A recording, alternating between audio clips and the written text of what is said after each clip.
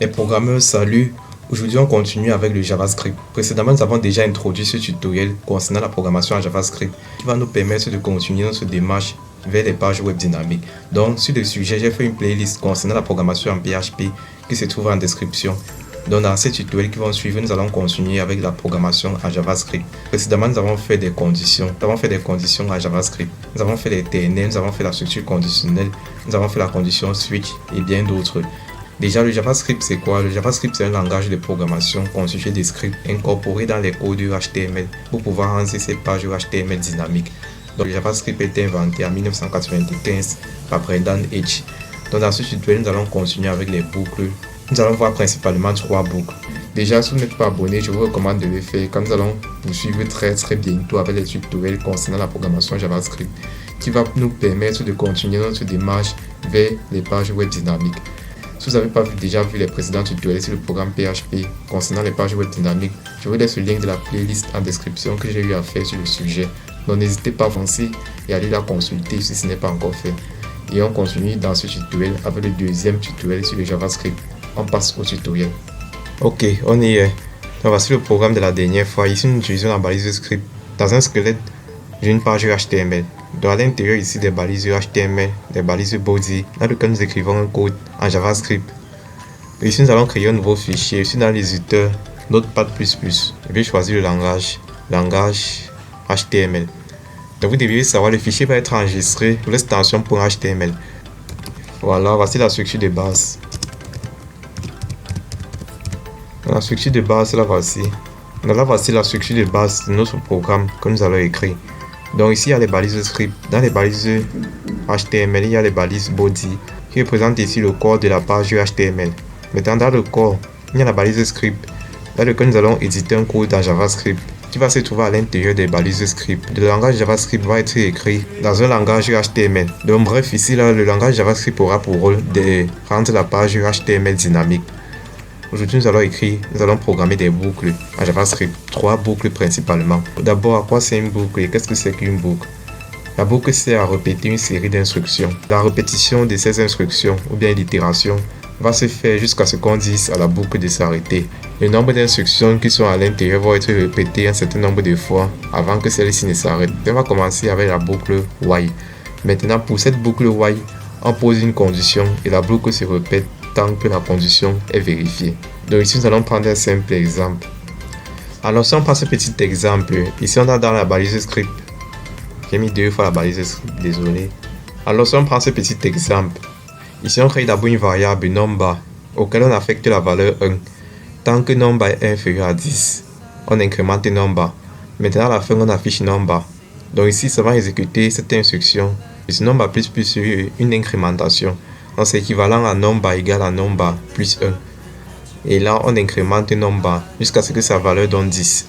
Donc lorsque la valeur de number donne 10, on sort de la boucle. Donc on incrémente tant que la valeur est inférieure à 10. Et lorsque la valeur de number atteint 10, on sort de la boucle. While ici, vous pouvez voir while en français tant que number est inférieur à 10, on incrémente number. Et lorsque number atteint 10, on sort de la boucle et on affiche number. Donc logiquement, ça doit afficher 10.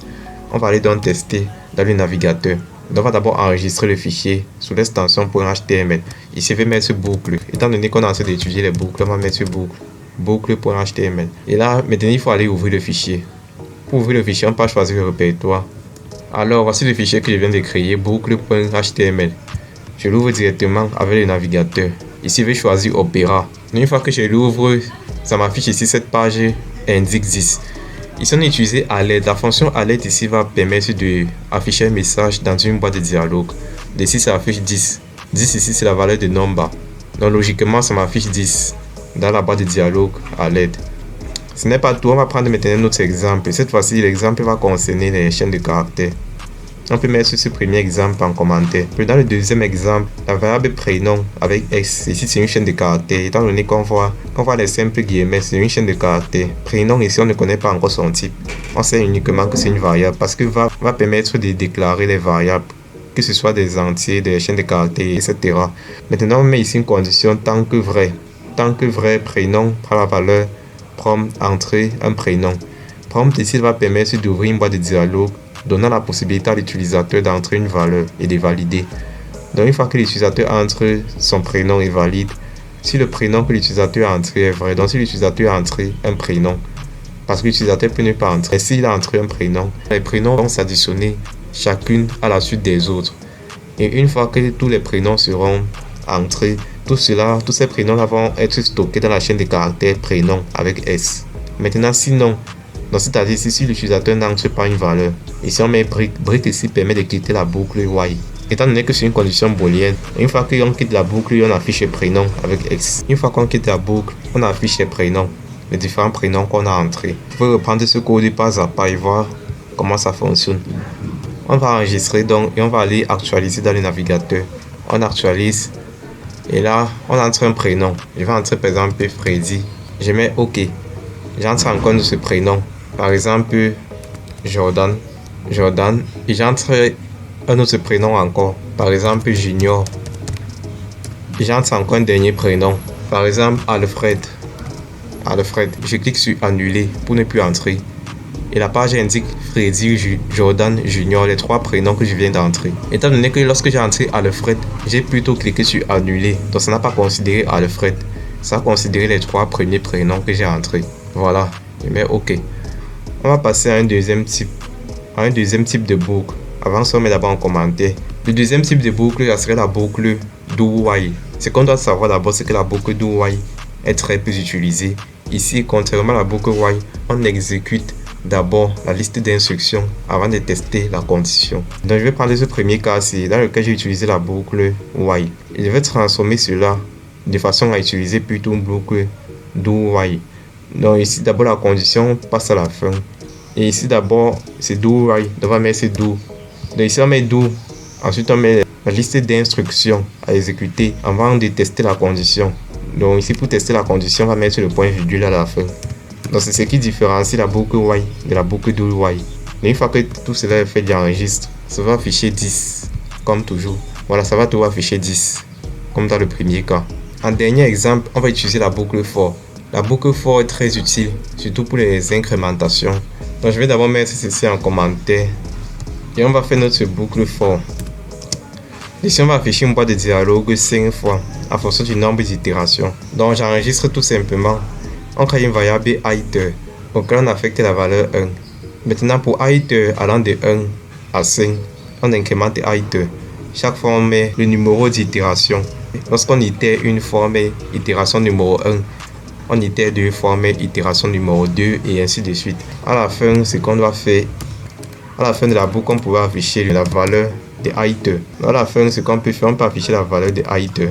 Et voilà, on a enregistré. On regarde les effets dans le navigateur. Donc dans le navigateur, on regarde un peu les effets, on actualise. Ah oups, j'ai mis deux fois la boucle et les balises script. Excusez, j'ai mis deux fois les balises script. J'enregistre encore et j'actualise. Le navigateur, ça m'affiche itération numéro 1, itération numéro 2, itération numéro 3, itération numéro 4, itération numéro 5. À la fin, ça m'affiche la valeur de iter. Iter prend la valeur 6.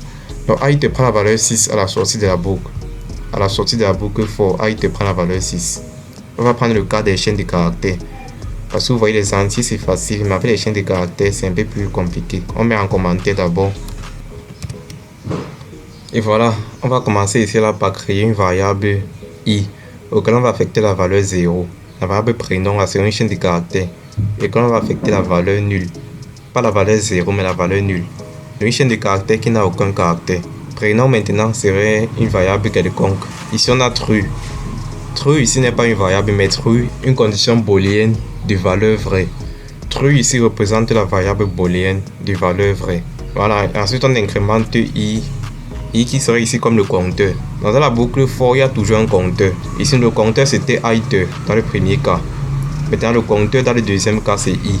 Dans le premier cas c'était la variable iter qui permettait de compter le nombre d'itérations. Dans le deuxième cas, i va plutôt permettre de compter le nombre de prénoms que l'utilisateur a entré. Donc, dans prénom, on va affecter la valeur du prénom qui va être entré. Donc, la valeur prénom va changer chaque fois que l'utilisateur va entrer un nouveau prénom. Si ce prénom est vrai, ici on utilise la condition, la structure conditionnelle if. Donc, si le prénom est vrai, on va mettre dans prénom, dans la variable prénom, tous les prénoms qu'on a entrés additionner les uns aux autres. Maintenant, si la valeur de prénom n'est pas vraie, c'est-à-dire si on n'a pas entré un prénom, l'instruction break va se charger de quitter la boucle for.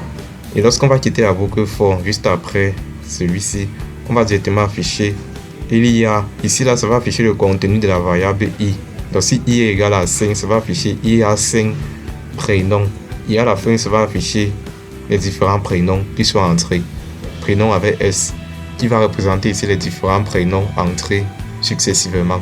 J'enregistre donc et je passe directement tester dans le navigateur. Donc, une fois que je teste dans le navigateur, ici il y a une petite erreur, ici c'est un commentaire. On va mettre cela là. Et on enregistre dans le navigateur, on actualise. Et ici on va entrer les différents prénoms. Je vais commencer avec Freddy. Je valide OK. Ensuite je passe à Alfred. Je valide OK. Et ensuite je passe à Jordan. Je valide OK. Et ensuite je passe à William. Et je valide. Si je ne veux plus entrer de prénom, je mets annuler. Je clique sur annuler et enfin il y a 4 prénoms, 2 points. Freddy, Alfred, Jordan et William. Donc ici on compte ces différents prénoms et en même temps on les additionne. Donc un récapitulatif, c'est tout bien de faire le récapitulatif de tout ce qu'on a fait. Ici on a d'abord commencé avec la boucle while qui permettait d'incrémenter un nombre de 1 jusqu'à 10 et ensuite afficher le résultat. Ensuite on a fait ici la boucle while. Si une chaîne de caractères a été entrée par l'utilisateur et si cette chaîne de caractères a été entrée, ça va additionner toutes les chaînes de caractères et stocker dans une variable nommée prénom. Sinon, c'est-à-dire si on n'entre pas de chaîne de caractères, l'instruction break permet de quitter la boucle while et d'afficher à la fin les différents prénoms entrés. Maintenant avec la boucle for, nous avons d'abord commencé par itérer un nombre, c'est-à-dire par incrémenter un nombre quittant de la valeur 1 jusqu'à la valeur 5 et ensuite afficher la valeur de ce nombre-là à la sortie de la boucle. On a vu ici la valeur affichée à la sortie c'était 6. Nous avons itéré de 1 à 5. Et une fois que ça s'est itéré pour la dernière fois, on est sorti de la boucle étant donné que la valeur était déjà supérieure à 5.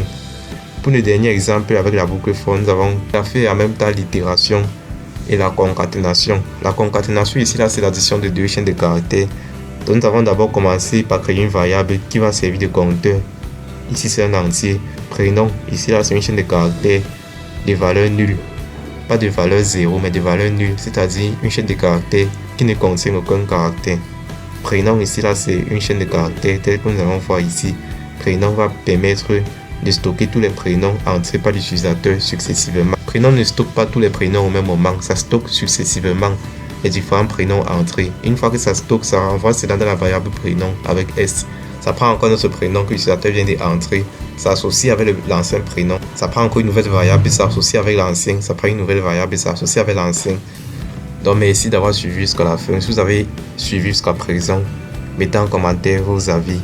Mettez en commentaire le prochain tutoriel que vous voudrez que je fasse avec le JavaScript. D'ici là, on se retrouve très bientôt. Abonnez-vous à la chaîne si ce n'est pas encore fait. Lâchez un pouce bleu si vous avez apprécié. Partagez au maximum, ça aide vraiment et c'est très encourageant. Et on se retrouve donc très bientôt. Comme toujours, c'était Freddy. A plus à vous, les programmeurs.